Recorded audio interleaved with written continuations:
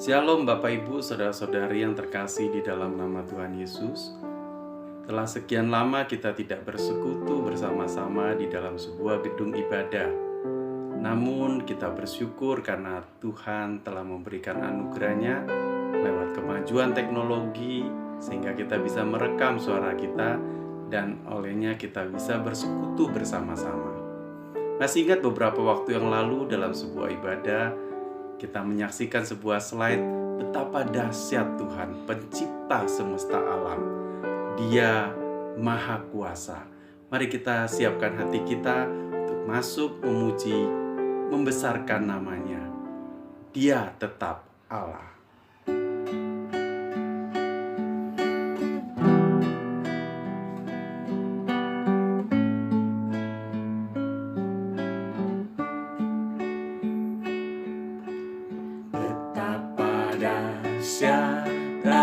Engkau Tuhan, pencipta segala yang ada, dulu, sekarang, sampai selamanya.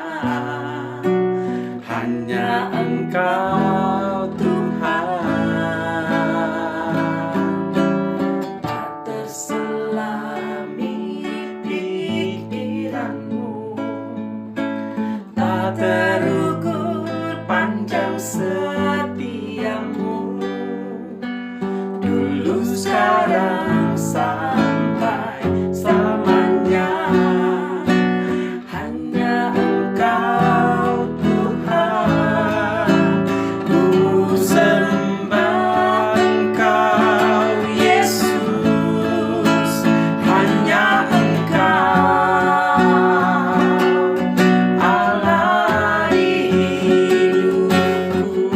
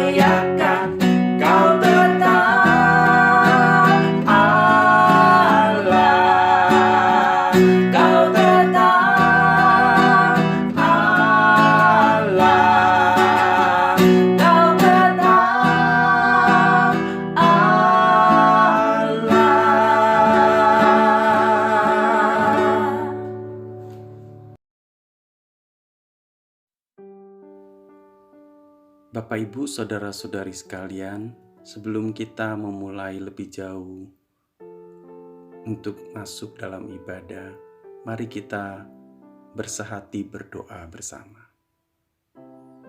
Tuhan Yesus, kami bersyukur kepadamu karena Engkau Allah yang Maha Kuasa, karena Engkau begitu mengasihi kami. Kami bersyukur Tuhan, di tengah-tengah situasi saat ini, di mana kami tidak dapat berkumpul, namun kami dapat bersatu di dalam roh untuk memuji, memuliakan nama-Mu, dan mendengar kebenaran firman-Mu. Melalui rekaman, kami bersyukur Tuhan untuk kemajuan teknologi yang Kau berikan bagi kami. Kami berdoa Tuhan, menyerahkan waktu di mana kami boleh bersekutu bersama-sama lewat mendengarkan rekaman ini ke dalam tangan kasih-Mu. Tutup bungkus kami semua dengan kuasa Roh-Mu yang kudus. Terima kasih Bapa. Kami berdoa mengucap syukur di dalam nama Yesus. Amin.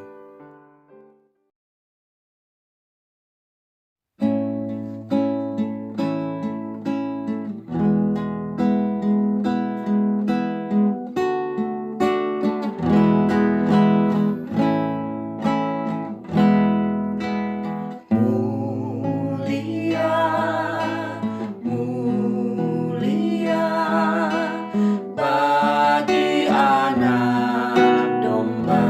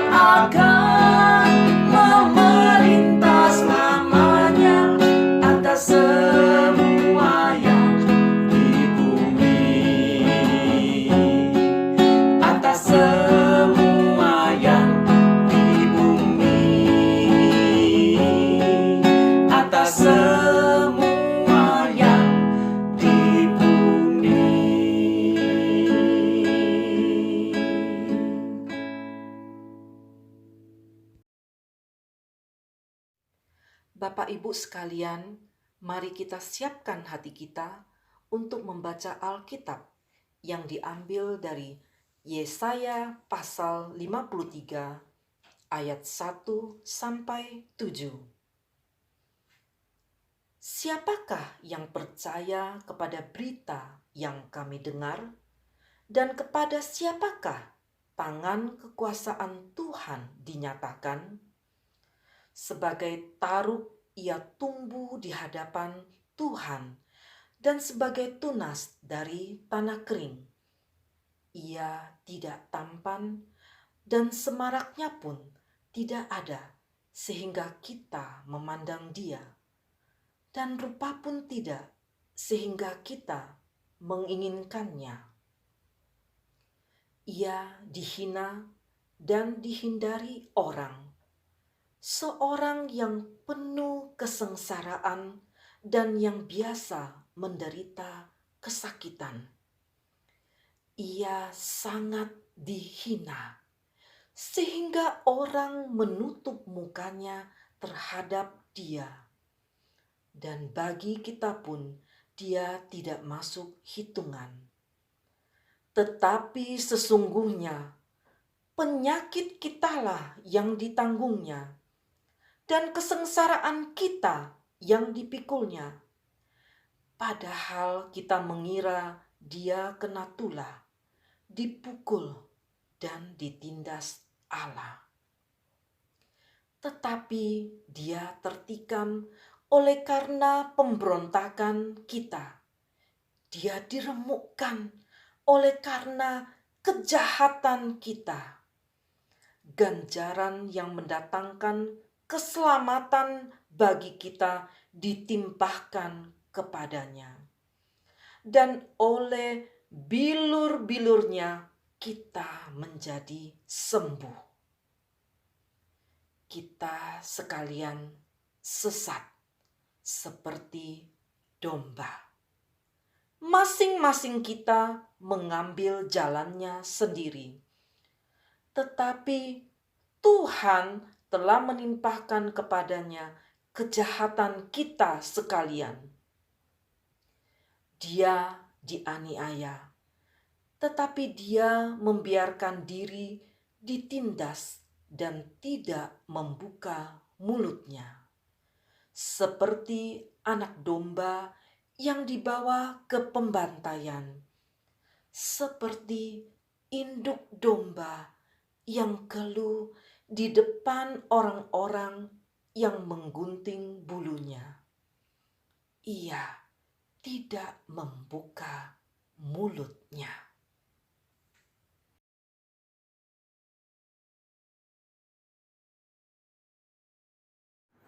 Bapak Ibu, Jumat Agung mengingatkan kepada kita, Yesus telah mati, disalibkan guna menebus dosa kita umat manusia. Dia Allah yang rela mengorbankan dirinya, menjadi sama dengan manusia, dan taat sampai mati. Bagi dia, segala kemuliaan dan hormat sampai selama-lamanya.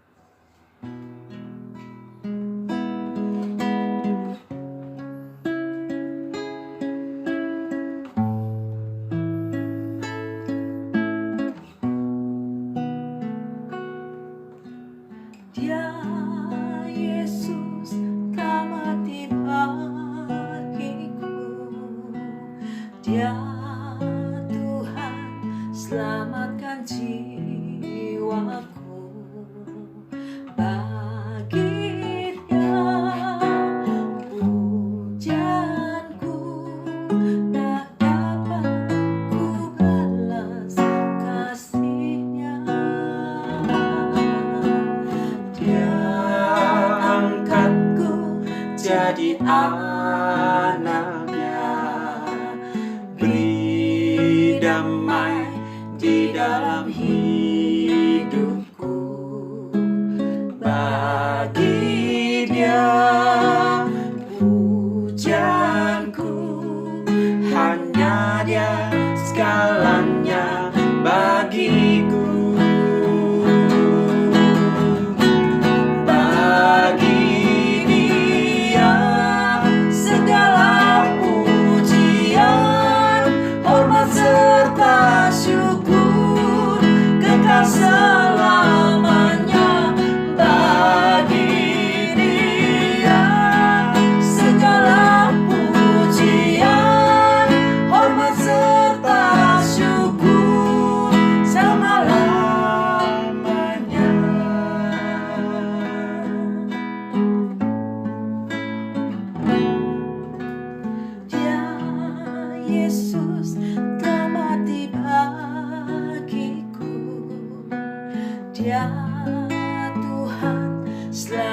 dan jiwaku. Bagi Dia pujianku tak dapat ku balas kasih-Nya.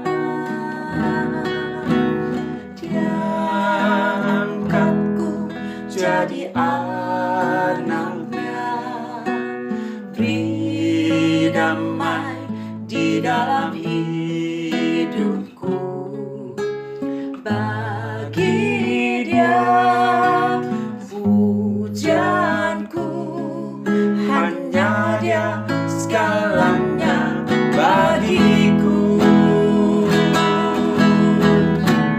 Bagi Dia segala pujian, hormat serta syukur kekal selamanya. Bagi Dia segala pujian, hormat serta syukur selama-lamanya. Bagi Dia segala pujian, hormat serta syukur kekal selamanya. Bagi Dia segala pujian, hormat serta syukur selama-lamanya. Selama-lamanya.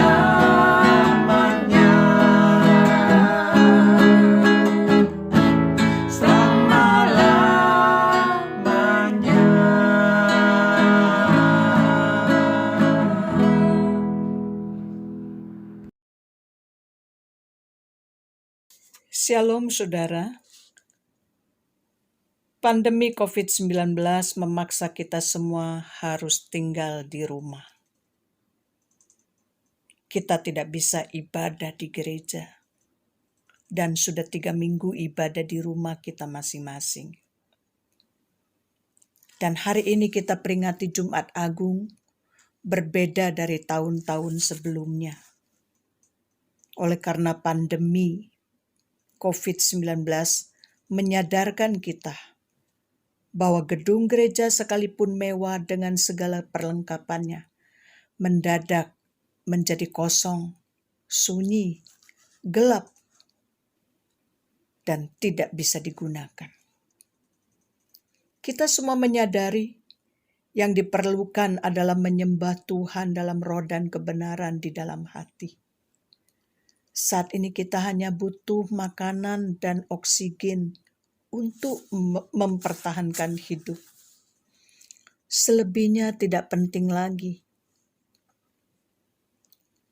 Kita patut bersyukur karena anugerahnya kita ada dan masih bisa menyembahnya.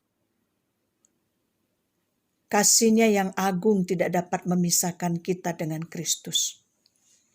Kasih yang agung telah digenapi Yesus Kristus di atas kayu salib. Saudara, sebelum kita membaca dan merenungkan firman Tuhan, mari kita bersama-sama berdoa. Bapa yang bertahta di dalam kerajaan surga, Bapa yang mengasihi kami, yang telah mengutus putra-Mu yang tunggal datang ke dalam dunia ini, yang tidak lain dengan satu rencana yang agung menyelamatkan kami manusia, yang pada hari ini kami akan rayakan dan peringati sebagai Jumat Agung. Kami bersyukur ya Tuhan, oleh karena kasih-Mu yang begitu besar itu, memungkinkan kami menjadi anak-anak Tuhan karena percaya di dalam nama Yesus. Bapa, kami pertaruhkan hidup kami pertaruhkan iman kami pertaruhkan agar supaya pada jam-jam seperti ini kami boleh diberikan ketenangan untuk merenungkan kasih-Mu. Tuhan memberkati setiap jemaat-Mu dimanapun mereka berada. Dan Tuhan memberkati perenungan mereka, agar semakin hari semakin lebih dekat dan intim dengan-Mu. Terima kasih Bapa. Di dalam nama Tuhan Yesus kami mengucap syukur dan berdoa. Amin. Saudara, mari kita bersama-sama berdoa, membaca firman Tuhan yang saya ambil di dalam Yohanes 19. Nanti di rumah saudara bisa membaca di dalam pasal 19 ini, namun pada saat ini saya akan membaca ayat 14 sampai ayat ke-22. Yohanes 19 ayat 14 sampai ke-22. Hari itu ialah hari persiapan Paskah, kira-kira jam 12. Kata Pilatus kepada orang-orang Yahudi itu, "Inilah rajamu." Maka berteriaklah mereka, "Enyahkan dia, enyahkan dia, salibkan dia." Kata Pilatus kepada mereka, "Haruskah aku menyalibkan rajamu?" Jawab imam-imam kepala, "Kami tidak mempunyai raja selain daripada Kaisar." Akhirnya Pilatus menyerahkan Yesus kepada mereka untuk disalibkan. Mereka menerima Yesus. Sambil memikul salibnya, ia pergi keluar ke tempat yang bernama tempat tengkorak. Dalam bahasa Ibrani Golgota. Dan di situ ia disalibkan mereka, dan bersama-sama dengan dia disalibkan juga 2 orang lain. Sebelah menyebelah, Yesus di tengah-tengah. Dan Pilatus menyuruh memasang juga tulisan di atas kayu salib yang bunyinya, "Yesus orang Nazaret, Raja orang Yahudi." Banyak orang Yahudi dan membaca tulisan itu sebab tempat di mana Yesus disalibkan letaknya dekat kota, dan dan kata-kata itu tertulis dalam bahasa Ibrani, bahasa Latin, dan bahasa Yunani.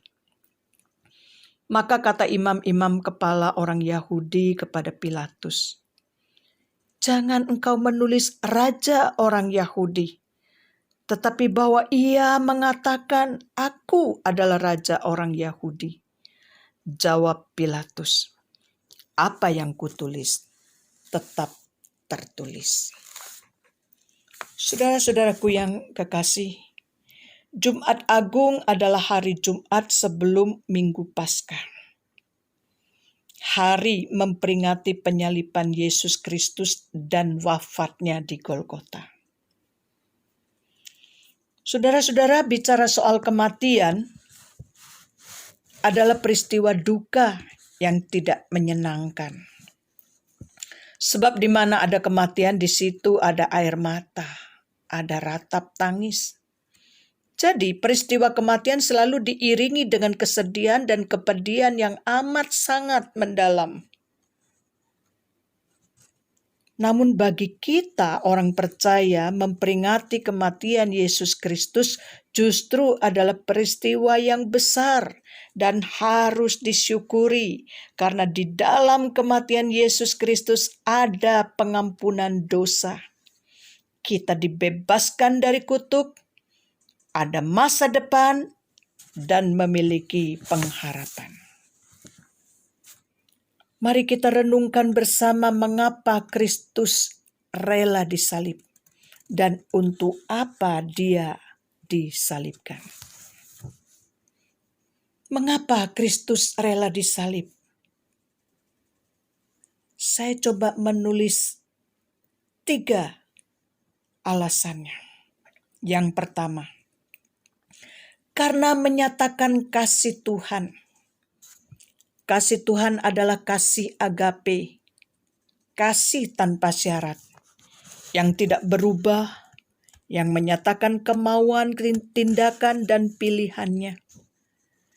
Kasih agape terkait di dalamnya ada panjang sabar, kemurahan, kerendahan hati, belas kasihan, menghargai, memaafkan, jujur, dapat dipercaya, tidak egois, dan seterusnya.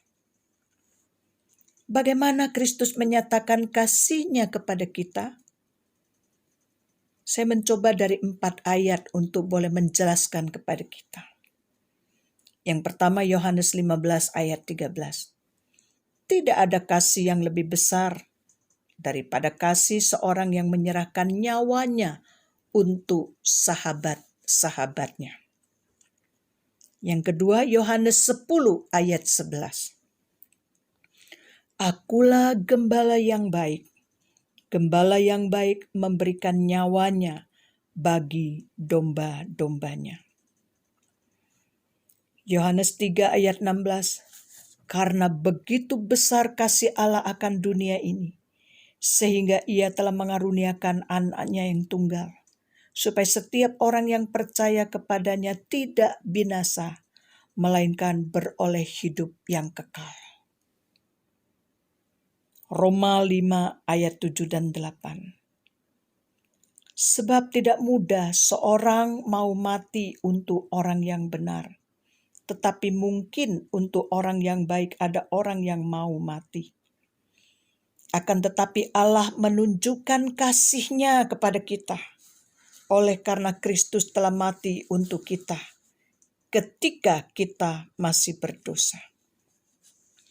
Saudara, dari ayat-ayat di atas, kasih Tuhan begitu nyata dan besar. Bukan hanya untuk orang benar, tetapi juga mengasihi mereka yang tidak benar atau berdosa. Dia bukan hanya mengasihi yang dikenal, melainkan juga mengasihi mereka yang tidak dikenal, yang menentang dia, bahkan juga yang menjadikan dia musuhnya. Tuhan mengasihi seluruh manusia di dunia ini. Segala suku bangsa, tak terkecuali. Dia mengasihi saudara dan saya. Mengapa Kristus rela disalib? Yang kedua, karena menyatakan keadilan Allah. Roma 3 ayat 25-26. Karena Kristus Yesus telah ditentukan Allah menjadi jalan pendamaian karena iman dalam darah-Nya. Hal ini dibuatnya untuk menunjukkan keadilan-Nya, karena Ia telah membiarkan dosa-dosa yang telah terjadi dahulu pada masa kesabarannya. Maksudnya ialah untuk menunjukkan keadilan-Nya pada masa ini, supaya nyata bahwa Ia benar dan juga membenarkan orang percaya kepada Yesus. Ayat di atas jelas bukan? Untuk menunjukkan keadilan-Nya, Kristus rela disalib. Yang ketiga, karena misi menyelamatkan manusia. Mengapa orang banyak di ayat 15 berteriak menyatakan enyahkan dia, salibkan dia. Mereka berteriak minta Yesus disalibkan.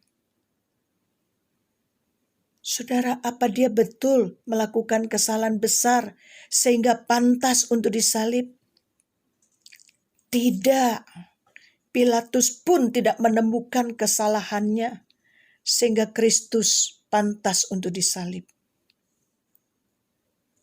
Namun semua telah terjadi. Penyaliban Kristus adalah misi Allah menyelamatkan manusia. 1 Petrus 2 ayat 24. Ia sendiri telah memikul dosa kita di dalam tubuh-Nya di kayu salib, supaya kita yang telah mati terhadap dosa hidup untuk kebenaran. Oleh bilur-bilur-Nya kamu telah sembuh. Saudara, Yesus disalib bukan karena dosanya, sebab Dia tidak berdosa dan tidak berbuat dosa. Yesus rela dipaku di atas kayu salib karena mau menanggung dan menebus dosa manusia. Jelas, karena sebuah misi menyelamatkan manusia. 2 Korintus pasal 5 ayat 21. Dia yang tidak mengenal dosa telah dibuatnya menjadi dosa karena kita, supaya dalam Dia kita dibenarkan oleh Allah. Jelas bukan, saudara, bahwa Dia bukan pendosa, tetapi Dia, Kristus Yesus, menggantikan manusia berdosa untuk dihukum mati. Lalu apa tujuannya Yesus disalib? Ia rela disalibkan karena tunduk akan rencana Allah, melakukan misinya menanggung dosa manusia untuk menyelamatkan kita, bahkan seluruh umat manusia yang berdosa. Surat Ibrani 2 ayat 9, kita lihat yang oleh karena penderitaan maut dimahkotai dengan kemuliaan dan hormat, supaya oleh kasih karunia Allah ia mengalami maut bagi semua manusia. 1 Yohanes 2 ayat 2. 1 Yohanes 2 ayat 2. Dan ia adalah pendamaian untuk segala dosa kita, dan bukan untuk dosa kita saja, tetapi juga untuk dosa seluruh dunia. Roma 5 ayat 7 dan 8. Sebab tidak mudah seorang mau mati untuk orang benar, tetapi mungkin untuk orang yang baik ada orang yang mau mati. Akan tetapi Allah menunjukkan kasih-Nya kepada kita, oleh karena Kristus telah mati untuk kita ketika kita masih berdosa. Saudara sekalian, di atas Golgota seperti Kristus mengalami kegagalan dan kehancuran.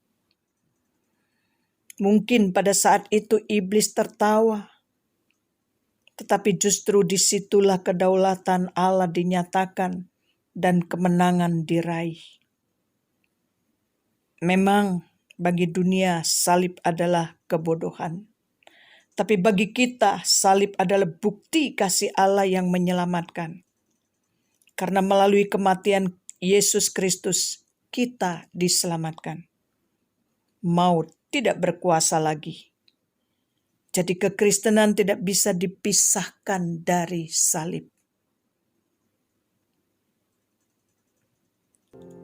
Saudaraku, mari kita merenung sejenak. Adakah kita sudah percaya kepada Dia? Atau kita masih meragukan tentang keselamatan di dalam Kristus? Kita harus sadar, sebagai orang berdosa, kita tidak sanggup membebaskan diri dari kutuk dosa. Hanya melalui penumpahan darah Kristus di atas kayu salib, inilah dosa-dosa kita ditebus. Kematian Yesus yang berarti surga bukan hanya sebuah angan-angan, tetapi menjadi bagian yang pasti bagi kita sebagai anak-anak Tuhan. Kematian Kristus berarti pula jaminan bagi kita untuk mengalami berkat yang berkelimpahan. Itu sebabnya kita tidak perlu takut. Hal ini juga dinyatakan oleh Paulus dalam Efesus 1 ayat yang ketiga. Terpujilah Allah dan Bapa Tuhan kita Yesus Kristus yang di dalam Kristus telah mengaruniakan kepada kita segala berkat rohani di dalam sorga. Saudara, kita patut bersyukur kepada Tuhan karena tanpa kematian Yesus Kristus tidak ada jalan keselamatan bagi umat manusia di muka bumi ini. Itu sebabnya ketika kita memperingati Jumat Agung, tadi saya katakan bukanlah sebuah kematian yang perlu diratapi, tetapi kematian yang perlu kita syukuri. Karena Yesus disalibkan dan mati, kita beroleh kehidupan yang kekal. Kiranya Tuhan boleh memberkati kita dalam mengenang kematian Kristus Yesus ini. Dan biarlah kita sungguh-sungguh boleh membangun relasi yang intim dengan Dia, agar supaya kita kedapatan kelak berkenan kepada Tuhan. Mari kita bersama-sama datang kepada Dia, akui segala kelemahan dan kesalahan dan dosa kita. Minta sekali lagi Tuhan memperbaharui iman kita, bertekad di hadapannya untuk boleh memulai lembaran hidup yang baru, hidup yang berkenan dan memuliakan Tuhan, hidup yang boleh menyatakan kasih Tuhan kepada sesama kita, hidup yang sungguh-sungguh jujur terbuka di hadapan Tuhan, hidup yang tidak mencari kemuliaan bagi diri, tapi sungguh-sungguh hanya bagi kemuliaan bagi Tuhan. Mari kita bersama-sama berdoa. Bapa kami yang ada di dalam surga, kami bersyukur ya Tuhan, karena kami masih diberikan nafas hidup untuk boleh merenungkan dan memperingati kasih-Mu yang begitu agung, yang telah Engkau genapi di atas kayu salib. Itu sebabnya sekalipun dunia menganggap sebuah kebodohan tentang salib ini, tapi bagi kami adalah sebuah kemuliaan. Tanpa salib tidak ada keselamatan. Oleh sebab itu Tuhan, biarlah kami juga boleh menghargai hari-hari kami ke depan untuk hidup menyukakan hati Tuhan. Boleh menyampaikan berita sukacita ini kepada orang lain. Khususnya di dalam krisis pandemi yang semakin merajalela ini. Agar kasih Kristus boleh memberikan kedamaian. Kasih Kristus boleh memberikan satu harapan baru. Dan kasih Kristus sekali lagi melawat umat manusia. Ada banyak yang datang kepadamu, percaya dan diselamatkan. Pakailah anak-anakmu dimanapun anak-anakmu berada. Kiranya Tuhan juga boleh menjaga, melindungi, dan Tuhan juga boleh memberkati pekerjaan dan hidup mereka. Terima kasih Bapa di dalam surga. Demikianlah kami panjatkan doa kami yang kami alaskan di dalam nama Tuhan Yesus, Penebus dan Juru Selamat kami yang hidup, kami sudah berdoa. Amin.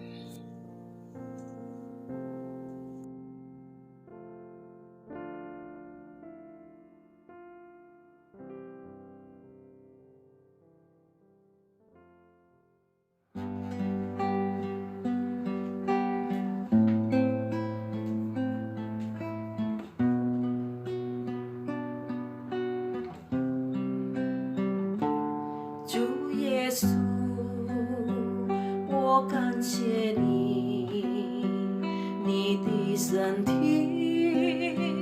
为我而死，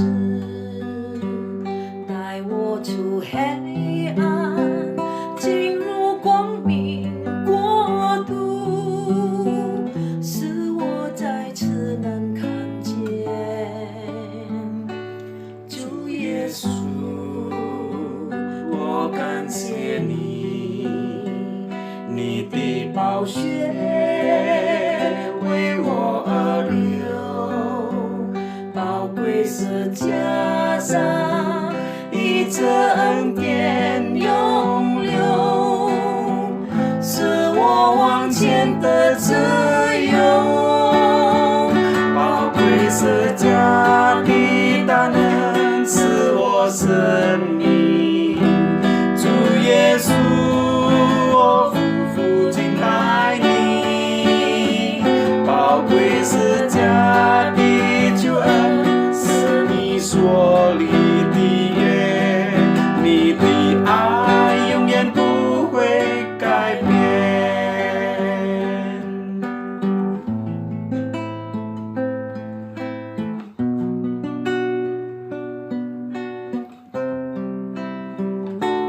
主耶稣，